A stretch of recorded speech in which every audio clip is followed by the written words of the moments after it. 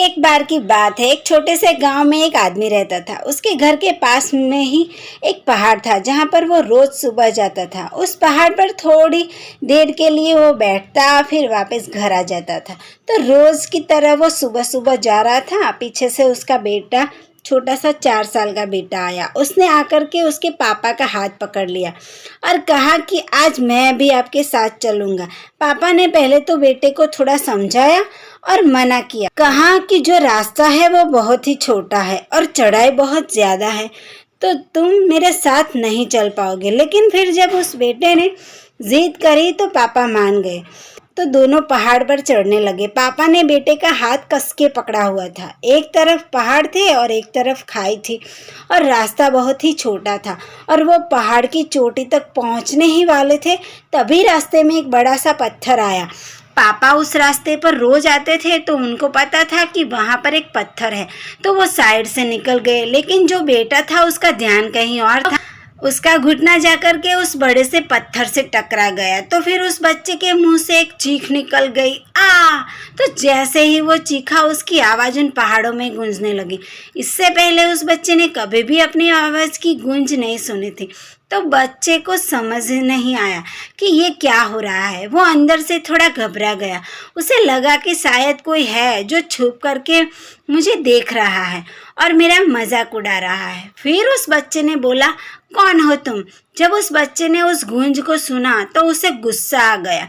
उसे लगा कि कौन है ये जो मेरा मजाक उड़ाया जा रहा है। फिर उसने गुस्से से कहा, मैं तुम्हें छोड़ूंगा नहीं। फिर जैसे ही बच्चे ने उस गूंज को सुना तो वो घबरा गया। उसके पापा समझ गए कि क्या हो रहा है। उसने अपने पापा का हाथ कस के पकड़ लिया और उनसे पूछा, कौन है ये जो मुझे इतना तंग कर रहा है?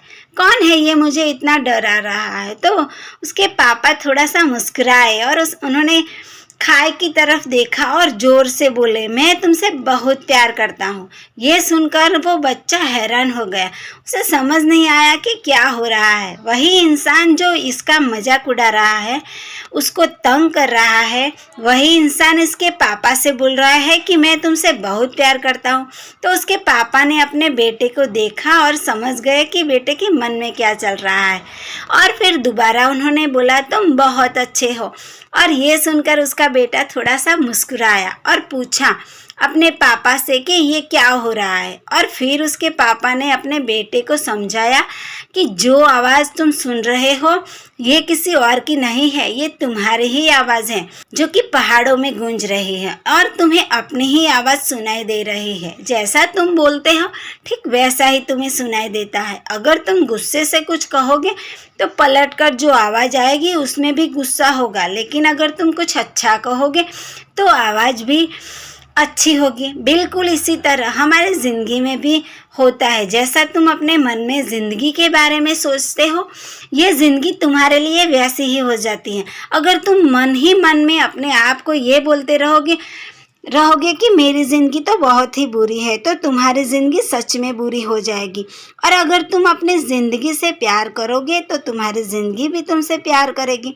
ये बात उस बच्चे के दिमाग में घर कर गई और फिर वो दोनों पहाड़ की चोटी पर चले गए। लेकिन बच्चे के दिमाग में यही बात घूम रही थी। और फिर वो बच्चा खिलखिला के हंसा और उसने अपने दोनों हाथ खोले और अपनी पूरी ताकत से बोला, मैं तुमसे बहुत प्यार करता हूँ।